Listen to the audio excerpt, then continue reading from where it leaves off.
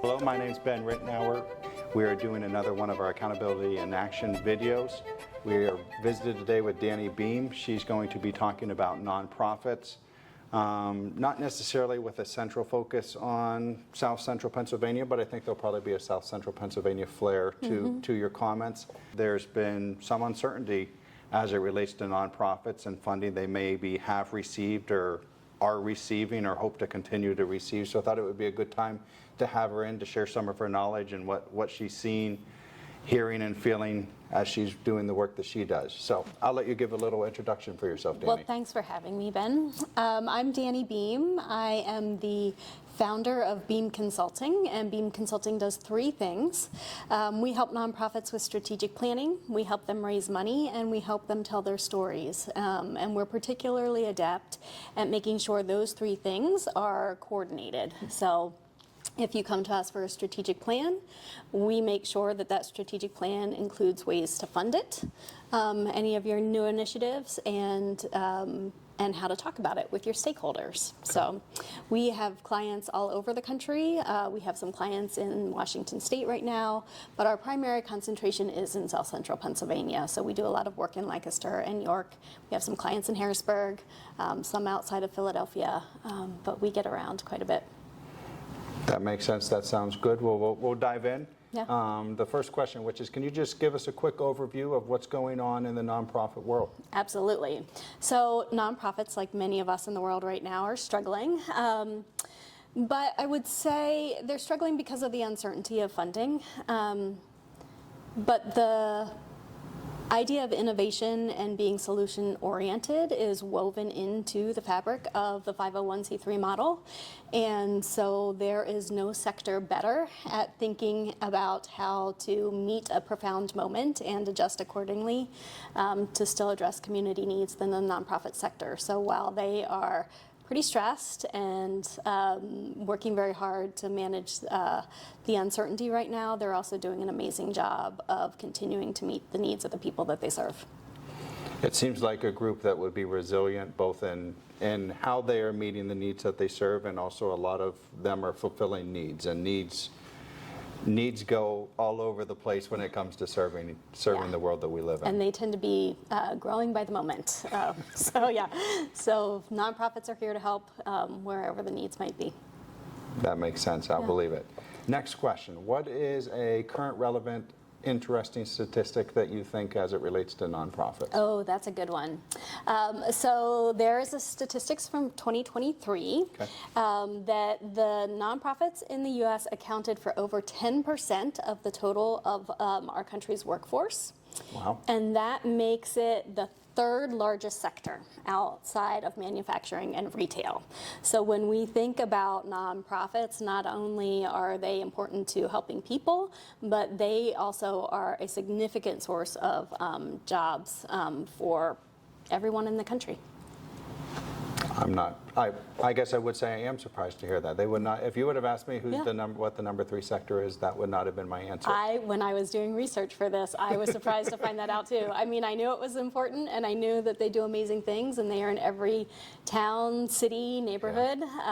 But yeah, the third largest sector in the country. Moving on to the next question. What are some challenges organizations are currently facing? We've both alluded to a potentially challenging time, and that may be from a board member perspective, an employee perspective, a volunteer perspective, a supporter perspective. Yeah. Well, I think obviously the first and biggest challenge facing nonprofits right now is revenue instability and donor fatigue. Okay. So we've been through it the past 5 years, right? We had a pandemic, and now we're in a situation where our traditional models of funding are changing really rapidly and in ways that we're not necessarily able to anticipate. And because we just came out of a pandemic and now we're in another uncertain time, there is a feeling of challenge around how to sustain resources, how to count on resources. And during the pandemic and now during this complicated time, nonprofits are calling on donors, but costs are going up, donors gave very, very generously during the pandemic to make sure that vulnerable people still had food and shelter and medical care. And now the donors are being asked to do that again. So there is a sense of wariness to people who are generous and want to support things that are important to the community.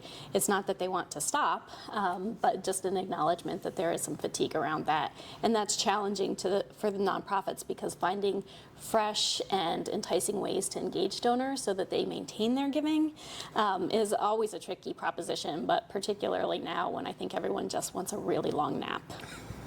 I'll believe it. It's crazy to hear you say that it's been 5 years since the pandemic started, and to think of what impact that has had on nonprofits. And you know this better than me, but my perception is that there's never a sense of normalcy of what they can expect from a year-to-year basis. It's always from putting a budget together, how much can we budget we can expect next year? That's got to be a question that they're all asking every year, but the last 5 years that has been increased. Even more so, exceptional. Right. Yeah, so if it was ever sort of a general question for what was happening from one year to the next, now it's an acute question, right? So I think in the before times, we were probably able to do some sort of projection based on the reliability of the donors that have always shown up.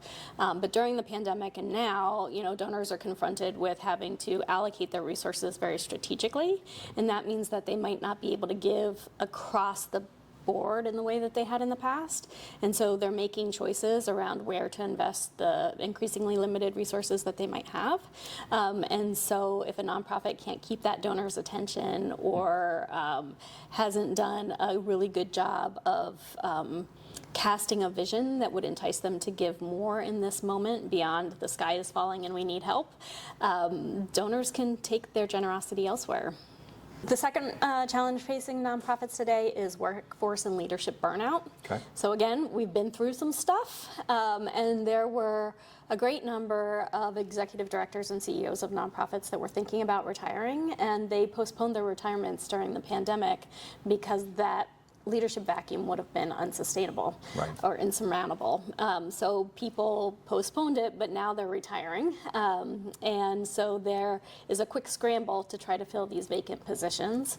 In addition to that, there's just a need for wellness and self-care within these organizations. So in the way that nonprofits try to build resilience for the people that they serve, they're trying to turn their attention to their own workforce to make sure that they're cared for as well, because the burnout is real. But it can be hard to address that burnout of your team if you yourself are burnt out as well. I continually think about what a struggle that must be to continue to cast the vision that you inherently must have, but it's tiresome, it's wearisome. Yeah. It never ends for a lot of these organizations. And they're doing really hard work. Some of that work is very emotionally draining. They're working with people that might have deep trauma, and so that sort of secondary trauma is something that people bring into the workplace. I think the other challenge around workforce resiliency is it's getting better, but there has been a mindset among a certain segment of the donor population that investing in the employees in nonprofits is not money well spent. There's sort of this long time assumption that because it says nonprofit, that they should be operating on a shoestring budget. And things like self-care or activities that produce positive cultures in the workplace aren't invested in the way that they might be in corporate America. So having the resources to provide those supports to your employees is hard to do sometimes, and it's hard to make a case to donors that they should give so that people can have X number of things that could feel like amenities. But that is changing, so that more and more people are recognizing that you need to be healthy in order to provide care, and health is worth investing in, but there's still a little bit of that. I'll believe it. You can see it and feel it when you think about all the information organizations have to provide to their donors, whether it be through their financial statements or their 990 filing. Oh, yeah. It is structured in a way to let everybody see your intimate details. And you don't want a donor base thinking, oh, these funds aren't going to program services. Right, exactly. And yet the people are the programs, right? Right, So yeah. how can you sort of make the case to the donor that, you know, the organization is worthy of their trust and that they know how to allocate the resources in the way that meets the mission most effectively? And sometimes that looks like a nice office chair, Yeah. you know, good ergonomics at your seat. Sometimes that looks like a generous vacation package, right? Because taking a step back from work that can be really rewarding but also really draining, people need vacation. Right. Yeah, so those are some of the implications. The other part of that is it is harder and harder for nonprofits to retain employees. So Okay. again, it goes back to that shoestring budget. Nonprofit employees tend to be paid less Right. than their corporate counterparts. And so building a pipeline of talent that stays in an organization for a long time is hard. Right. It's important, and it's an ongoing conversation in the sector of how do we attract and retain people, knowing that they could go work someplace else for a lot more money and maybe a better chair. Yeah. Well said. Thanks. The third challenge facing nonprofits right now is digital capacity, and that means good tech. So databases to manage the clients that they work with, to manage the donors that they talk to, good IT security, appropriate firewalls, all of those things. Being nimble and agile in embracing new technology as it comes and knowing how to use that well. That's something that the nonprofit sector struggles with because, again, it's an investment of resources. And so the nonprofit sector sometimes can feel like it's lagging behind the trends that are happening in the rest of the world. And it's not because they don't want to adopt wonderful tools, but again, it's a resource and training issue. And so there's particularly as technology is changing ever more rapidly, catching up to that technology and using those tools well is a challenge for nonprofits right now. That makes sense. I could see that being the case. Yeah, I mean, and this is hard for me to say because I'm the least technological person on the planet. So when I say, you know, it's a challenge that they should embrace, it's one of those moments of do as I say, not as I do, for sure. We all have those. Yeah, I mean, like, it's a good day when I figure out how to use my email. Fourth challenge is equity and accountability pressure. Okay. So more and more donors and funders are wondering how the nonprofit sector is meeting the demand for diversity, equity, and inclusion. And so they had been on a path of addressing that. There were DEI policies that were put in place. There have been DEI trainings that the nonprofit sector has sort of brought in to make sure that they were meeting this moment and being accountable to the communities in which they served. And so they were down that path because that was something that many funders were expecting to see of their nonprofits that they support. And many donors, too, were starting to ask those questions. So they were challenged to embrace that equity and accountability, and they were in the process of meeting that challenge. And now there is a request to pull back on some of that language and some of that investment. And so it's a little bit like whiplash. Okay. You know, we want to be diverse and equitable. We've invested all of this work in making sure that our systems and our people are reflective of the communities that they serve, and we're not operating from a point of bias. And now funding might erode if they're leading with some of that language. So that's a really hard moment because all of the nonprofits I know want to do that work anyway. Right. They just were finally given the resources to invest in it in a way that was transformational.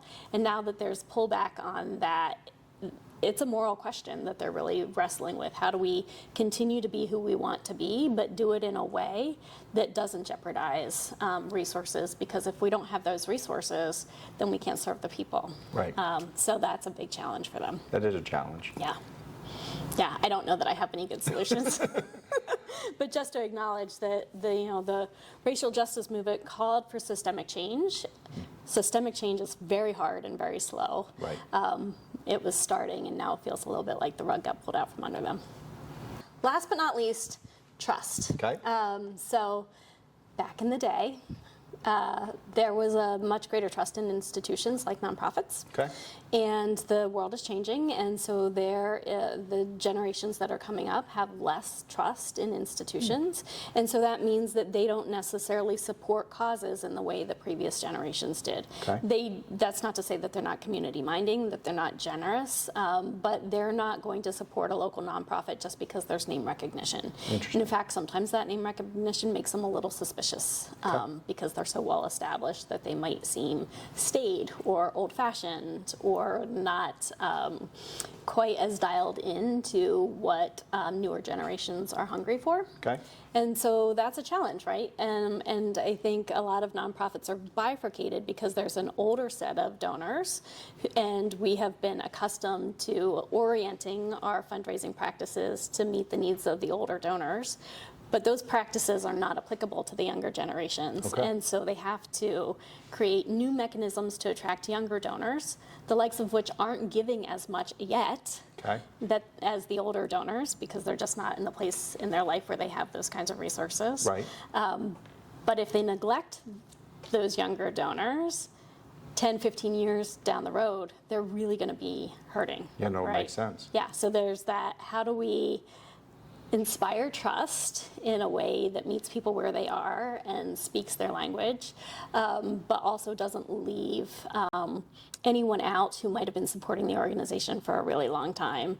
And it's almost like you have to have different facets or different faces of your organization so that your message resonates with different audiences, but it's more extreme than it was in previous generations. I'll believe it. Yeah. I mean, I haven't thought about that before, but the fact that that's a challenge and a struggle, it makes sense. This old guard is still critical to them doing what they need to do, but it can't be their only focus. Yeah, we heard stories. We work with organizations that have had a high degree of success with institutional giving and older donors, and they, as an organization, show up in a way that really resonates with those older donors.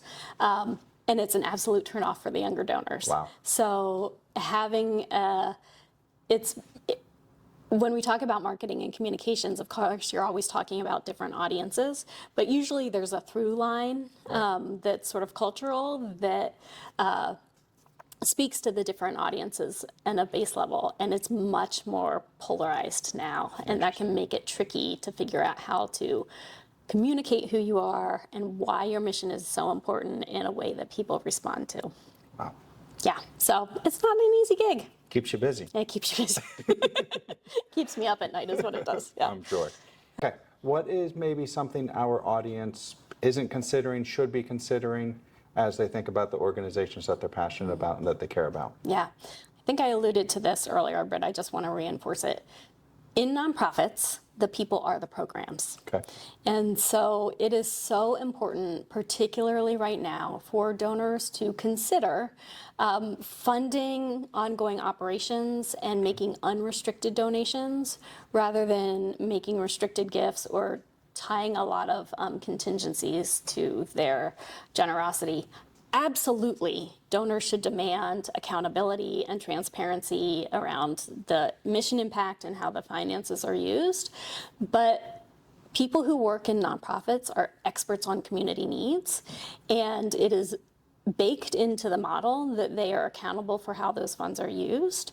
And so, particularly when other sources of funding are uncertain, being willing to make your gift in a way that is open and allows the nonprofit to decide which is the highest and best use of those funds would make a huge difference right now.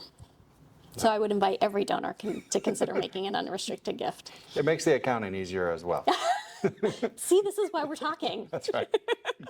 Yeah, that's what I would say. Unrestricted donations right now would be so helpful. So the more that nonprofits can receive those, the better off they'll be to weather this time.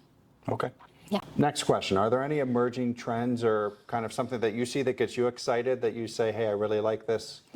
Other people should be doing this. Yeah. One of the things that I was just talking about yesterday at a conference, as a matter of fact, is engaging donors beyond just the check that they'll write or the stock that they'll donate, but creating what's called trust-based philanthropy and bringing them into the organization and using their skills and their resources and their networks beyond any donations of money, and building a plan for their generosity together that is more expansive.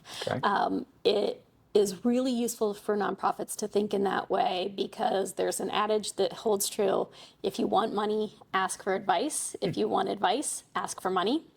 So if we start by bringing people in and inviting them to be part of the solution beyond just a donation, it's going to be really powerful. And it's going to be really powerful for a couple of reasons. One, you might get solutions or ideas that you haven't considered before that can make a real difference.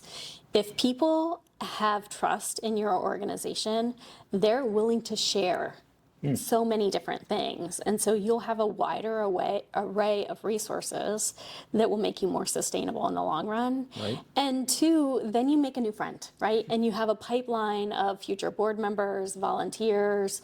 It can also help to span some of that generational gap, because the younger generations want to participate. They don't just want to give. So finding ways that they can be participatory, that are genuine, is a trend that I would encourage people lean into. Okay.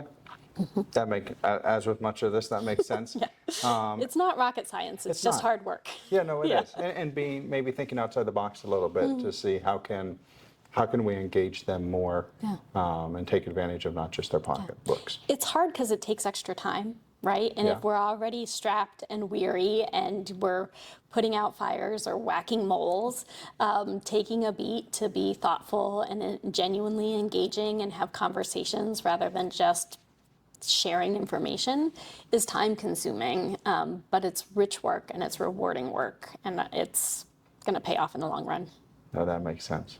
Good. Well, thank you. That's the end of the prescribed questions. I guess the last one is kind of open-ended, which is there anything else that you say, boy, this is something that I'm passionate about? You didn't ask a question about it, but I still want to talk about it. I would just, restate, nonprofits are amazing.